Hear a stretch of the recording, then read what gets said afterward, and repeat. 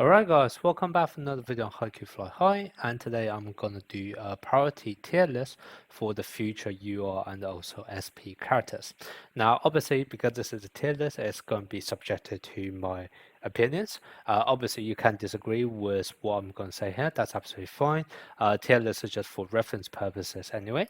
So if you do have strong feelings about certain characters, then feel free to leave a comment, and then the whole community can see that, and also talk or discuss about it as well. Okay, now this is going to include all of the UR and SP character all the way up till just before Asumamiya is introduced. The reason why I have excluded Asumamiya is because, or the SP version of Asumamiya, let me make it clear. The reason why I've excluded him from this tier list is because we normally tend to have SP character release in bundles, and they tend to have good synergy with each other. And without knowing who are going to be the future character that are going to have a great synergy with Asumamiya, I just kind of feel like it's not fair to really evaluate about him when we don't actually know how his team building is going to look like. Okay, so that's kind of why he's not actually going to be in this tier list, but I've included all of the other UR and also SP characters. Now, the way I've done this tier list is kind of looking at from two angles. One is going to be how strong that character is, and that can be indicated by the tier ranking, so whether it's S tier, A tier, or B tier. However, at the same time, as you can see, there are going to be so many S tier characters because a lot of characters are really, really good in this game, and it's hard for me to differentiate between them because they all tend to have slightly different roles. So what I've done instead is I've actually added in a narrative to talk about in what kind of circumstances do you normally tend to play those characters, and that can be used as an indication of whether or not you actually want to summon for that character. And that's kind of what the whole purpose of this tier list is, not to really talk about whether or not a character is strong or not, but more from like a summoning perspective. You actually want to plan for your future summons. Which character do you really want to prioritize first? Okay. So now let's talk about all of the tiers one by one. So I'm going to start off with the S tier, which, as you can see, there are actually going to be 4 different levels of the S tier. That's going to be split by universal core. S tier only when they're duped, S tier when you actually just have to choose one of them, and also S tier when you actually pair that character up with someone else. Okay, so starting off with the top tier, which is universal core. This 4 character to me is the most flexible and the most universal core in this game, in the sense that the 4 of them together can be used to quickly pivot between block specialty, receive specialty, and also quick specialty. Okay, so that's kind of why for vast majority of people I strongly recommend you getting this, because unless you're going to be a massive whale trying to optimize and specialize in every specialty by yourself, otherwise just having summoning this 4 character can allow you to easily have access to 3 other different specialty, which is absolutely great. Like, especially from resource perspective, this is really, really nice for free to play or the small spenders. Okay, and basically the idea is that out of those 4 characters, you are already able to cover 2 block specialty, 3 receive specialty, and also 2 quick specialty. And basically, as for the 2 remainder member of the team, if you put in 2 block, then you have a block specialty. If you swap that to 2 quick, you have a quick specialty. If you swap that to just, as long as they contain at least 1 receive character, then you have a receive specialty. Okay, so that's kind of why those 4 are just so universal together, and that's kind of why I put them at the top tier, and that's probably going to be my highest recommendation for, like I said, if you're a small spender but still want to have fun playing or switching around between different specialty. Those 4 characters are going to be the best way to have a taste of the different specialty. Okay, then the next tier are going to be also S tier, but those 2 characters are very distinct in the sense that once you actually have them dupe as skill resonance, they are actually able to provide a passive buff effect even when they're on the bench, and that basically makes them immediately very, very strong. Because just imagine, normally you can only have at most 6 players on the court. However, if you can all of a sudden have a 7th and also 8th member able to support you from the bench, that's going to be massive. Okay, however, the only sad thing is that you do actually need to have them dupe, and that's kind of what I'm going to put in the special tier, which basically saying they're very, very strong. They're almost like universal because you can put them on the bench regardless of any specialty, but the prerequisite is that you actually need to have them duped. Okay, then the next tier are going to be also very strong characters, but they tend to have another replacement, which perform very, very similar to them in some sense. So a vast majority of the character on this list, I'll probably recommend if you're going from a budget point of view, then just pick one out of the pair. Okay. So the first pairing you're going to say is going to be Oikawa and Akashi. They do slightly different things in terms of their buff, and also, for example, Oikawa only buff like one person directly, vast majority of the time, like give them an insane amount of buff, whereas Akashi is only going to buff whoever it's going to set to. Akashi is able to give huge amount of awareness to that person when he's setting to, whereas Orakawa is actually just able to give passive awareness to the whole team, okay, and also count up to 100%, okay. So they basically have performed very similar role because they're both power set as well. You might even be interested in playing both of them at the same time. However, vast majority of the time, because I would probably say like 80% of their kits are similar, like maybe they're going to be slight difference, which make one slightly better in certain situation than other situation or when it comes to team building, but the difference is not massive. So once again, if you're from like a free-to-play point of view, and let's say you want really a good power setter, you only need to pick one character out of the two, okay? And it's also going to be a similar kind of thing for Komori and Nishinoya. You can potentially get away with just one of them. Obviously, having both of them, it's going to be very, very good in those 3 versus 3 team modes. However, if we're just talking about one singular team mode, you only need one liberal, and both of them are equally well. Once again, there are going to be some difference in terms of when one performs better than the other. And in fact, I have done in-depth guide comparing the two characters, so you guys can check that out on my channel. Like it's just search for something like best liberal in the game or something along that, like Komori versus Nishinoya, and you should be able to find the video on my channel, okay? And then the last pairing here is going to be 2 block setters, okay? Once again, if you actually want to play a block specialty team, obviously you can try to get away with this universal core I mentioned above. However, if you want to be a bit more specialized, it's going to be most ideal if you actually pick one block specialty setter as well. And the two of them, once again, they perform slightly different role because Konkanagawa is much more focused on just buffing up block and also surf and block, whereas Sugawara is kind of more universal buff, improving receive and also block as well, okay? So they are going to have some differences between the two of them. However, their fundamental role is that role of a blocks setter. So once again, if you have to go budget, you only need one character out of the two, even though they're both really, really good, okay? So that's kind of what for this whole tier. They are all very, very strong characters, I have to say. But vast majority of the time, you don't need to summon for every character on this list. You can definitely get by just picking one out of each of the pair that I have just mentioned, okay? So that's going to be this tier, which is S tier, but you only need to choose one. And then moving on to the next tier, which is S tier, however, only when you pair it up with another character, which I've already mentioned about. And the pairing is going to be, if you want to play Orikawa, you really sorry, the other way around actually. You can play Orikawa by himself, but it's more like if you really want to play SP Wazuyumi and get the most out of him, you want to pair it up with Orikawa. So those two are normally bundled up together. If you want to get the best out of SP Bokuto, you want to pair up with SP Akashi. If you want to get the best out of UR Virgin Kageyama, you want to pair it up with SP Nishinoya. And if you want to get the most out of Sakusa, you want to pair it up with Komori, okay? Now, obviously, those 4 characters can also be played by themselves. However, I do feel like they're somewhat incomplete without their other half. So the way I'm going to look at it this way is that if you actually pair up with the character I just mentioned, with the one directly position above them, they're going to be an S tier. However, if you're going to play them by themselves, then they're going to drop down to A tier, okay? That's basically the way I will suggest. For the case of Sakusa, I just want to make an additional comment on that. The reason why Sakusa is not going to get the most out of it unless you pair up with Komori is that if you actually pair with Nishinoya, Nishinoya is going to steal a lot of the receive from Sakusa, and that prevents Sakusa to get the best out of him.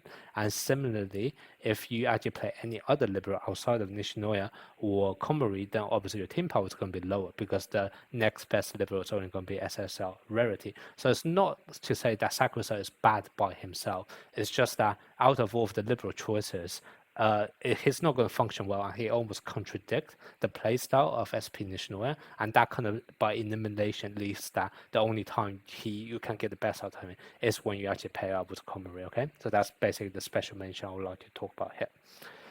Okay, now I'll probably clarify a bit on Iwazu Yumi as well, okay?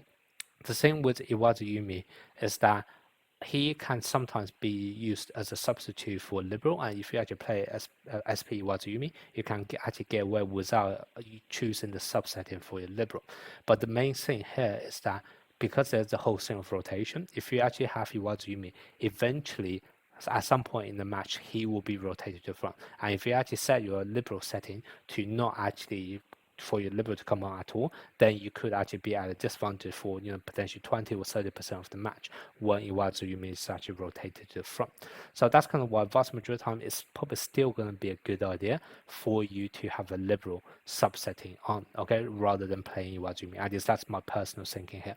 And that's kind of why if you actually want to get the most out of Iwazumi, you kind of needed to pair it upwards or cover so that Iwazumi actually does something different, which a liberal is not able to do. For example, he can actually spy, he can also provide other kind of benefit. If you literally just play SP Iwazumi in the role of liberal, because of that rotation utility, eventually you are going to be worse off than having a dedicated liberal. Okay, that's basically the way I look at it, and that's kind of why I feel like for SP Iwazumi, he only really shines, will actually make a difference to having a liberal when you actually pair up with or cover. Okay, that's going to be justification here. Bokuto is going to be obvious. You kind of need all of the morale from Akashi and all of those other good stuff. Kageyama is because of the fact that Kageyama is somewhat dependent on the enemy critting. If you actually have SP Noya, you can basically make his buff a bit more consistent. Okay, so that's basically why all of them, they are still going to be decent by themselves, but you only get the most out of it, or get the full kit when you actually pair up with a character above them. Okay, now let's move on to the A tier. So all of the characters in A tier are the ones I feel like they are not quite universal, or they're not at the strongest, even when you put them in the right teams. However, they all have something which is fairly unique, which may justify playing them every now and then over one of the S tier characters. Okay, so for Hirogami, for example, the thing that's unique about him is the fact that he is probably the best buffer out of all of the mid blocker position, because he can provide attack technique buff, defense technique buff, and also just kind of raw stats, etc. However, vast majority of the time, if you just want a really good buffer, you're probably better off by playing another setter. So that's kind of why, yes, he does have this unique role.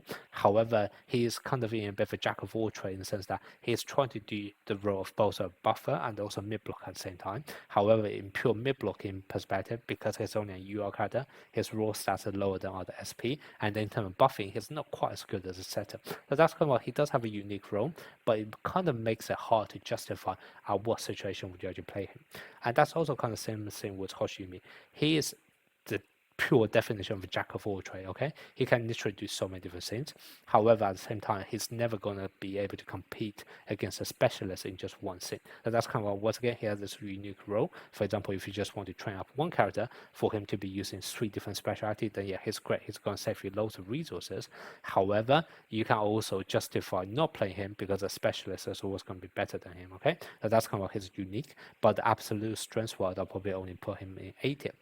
Then we have SP Genjima, who is kind of like similar to Hoshimi Korai, but he has obviously better raw stat because an SP character. He doesn't have that block speciality because he just doesn't have that. He only have receive and power. So that's kind of why SP Genjima is almost like a slightly more specialized version of Hoshimi Korai. He's also a bit of like a blend of Tanaka in the sense that he's actually very good for just, I think, like 2 spikes in the game, and that's about it. So once again, he does have that unique role, but whether or not you actually want to justify playing him over, let's say, another very good wind spike or spike in general, such as Sakusa or Bokuto in their right teams, I can't really see that either, okay? So that's kind of why I feel like he is more going to be in A tier. And that's also going to be the same thing with Ushijima, SP Ushijima. He is the only, I would say, he's the best character in this game who's capable of spamming ultimate attack. However, do you actually need the characters to spam ultimate attack all the time? That's going to be a big question. Because, for example, if you actually think about that, if you actually play a specialty which is more power focused, you have to have 4 power characters on your team, so you don't really need someone to actually spam ultimate attack.